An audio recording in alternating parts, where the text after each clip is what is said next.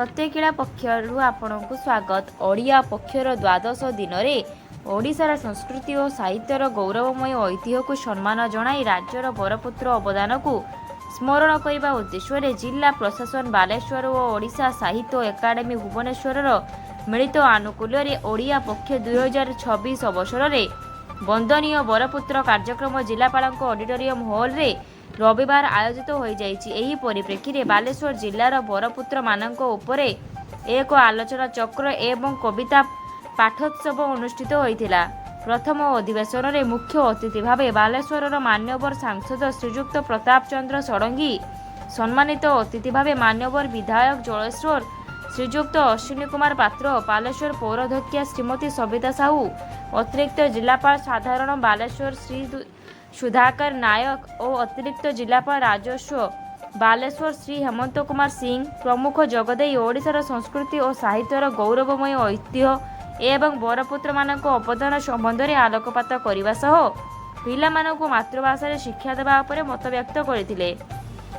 एथिसह बरपुत्र माने देश विदेश में ओडिशा एवं ओडिया मानकर परिचय सृष्टि करिसेंती एवं ओडिया बोली गर्व करने जो मानक अवदान रही से समस्त ओडिशावासी तथा बालेश्वरवासी जानिबा निहाती आवश्यक बोली अतिथि माने मत व्यक्त करथिले। द्वितीय अधिवेशन में बालेश्वर जिलार बरपुत्र मानक उपरे आलोचना चक्र अनुष्ठित होइथिला।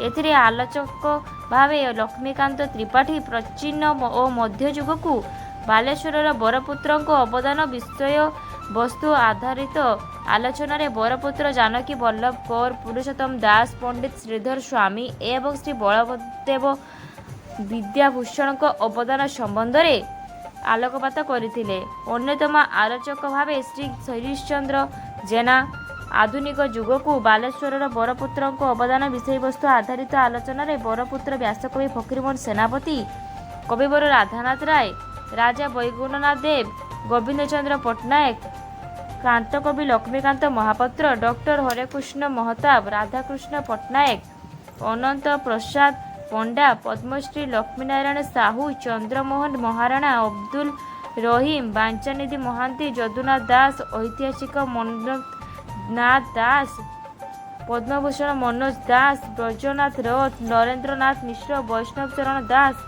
शशिभूषण राय इत्यादि को अवदान संबंध में आलोकपात करथिले।